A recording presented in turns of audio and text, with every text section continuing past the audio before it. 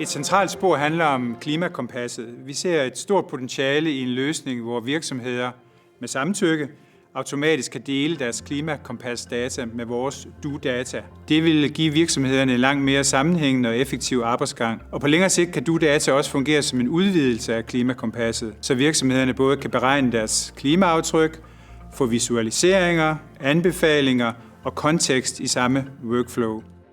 Vi har lavet workshop på virksomheden, hvor vi har haft brainstormet på forskellige initiativer. Vi har i den forbindelse haft eksterne konsulenter på, der har faciliteret nogle af de her workshops. Vi har som sagt klimapartnerskabsaftale med Vejle Kommune. Hvis man har ambitionen om at ville gøre en forskel på det område, så tænker jeg, at for os har det været vigtigt, at vi ikke er trådt ind i det her med en mistillid eller forbehold af nogen art, men tværtimod trådt ind i det med stor åbenhed. Vi tror rigtig meget på det her med at kunne dele data, dele idéer, dele inspiration, og dermed have en større mulighed for at påvirke den verden, vi alle sammen er en del af.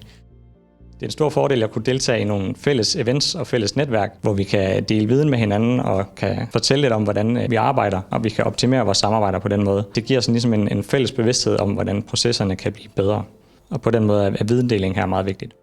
Hvis vi alle blot forsøgte at holde korten lidt tæt til kroppen og sagde, nu har vi på Jevi sparet xx% i vores CO2-emission, men vi vil ikke fortælle andre, hvordan vi har gjort det, så synes jeg jo, at vi skyder os selv lidt i foden. Det er jo endnu bedre, hvis vi kan hjælpes ad og måske inspirere eller hjælpe andre til at gøre tilsvarende. Samtidig er der et udviklingsspor, hvor vi undersøger potentialet i at bruge AI til datarensning, automatiserede rapporteringer og forbedrede anbefalinger. Det skal gøre det endnu nemmere for virksomhederne at bruge deres egne data aktivt og styrke kommunens arbejde med at målrette klimaindsatsen på et solidt datagrundlag.